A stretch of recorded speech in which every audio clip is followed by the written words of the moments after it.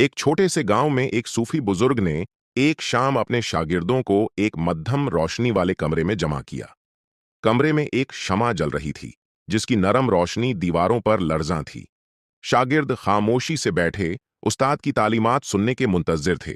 बुजुर्ग ने कहा, आज की रात मैं तुम्हें रूह की अपने रब के लिए तड़प के बारे में बताऊंगा।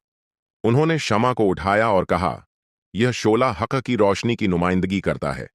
जो लोग वाकई इसे हासिल करना चाहते हैं, उन्हें अपने आप को मुकम्मल तौर पर इसके सुपुर्द करना होगा। लेकिन यह रास्ता आसान नहीं है। इसी दौरान एक परवाना कमरे में दाखिल हुआ। वह रोशनी की तरफ खींचता गया, लेकिन करीब आने से हिचकिचा रहा था। शागिर्द गौर से देखने लगे कि परवाना शमा के गिर्द चक्कर लगा रहा है, रोशनी से मसहूर लेकिन शोले के करीब आने से डरता हुआ।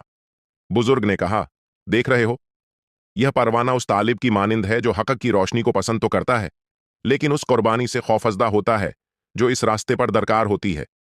परवाना शमा के करीब आता गया, यहां तक कि उसके पर शोले से छू गए। वह फौरन पीछे हट गया और दूर जाकर बैठ गया।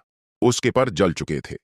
बुजुर्ग ने कहा, बहुत से तालिब इस परवाने की तरह होते हैं।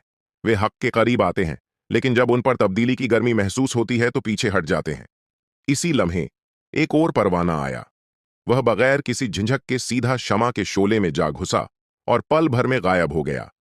शागिर्द हैरत से देखते रहे, लेकिन बुजुर्ग मुस्कुराए और नरम लहजे में कहा, यह है सच्चा तालिब, वह जो रोशनी के साथ मुकम्मल तौर पर जम हो जाता है, अपने आप को फना करके अबदी को पा लेता है।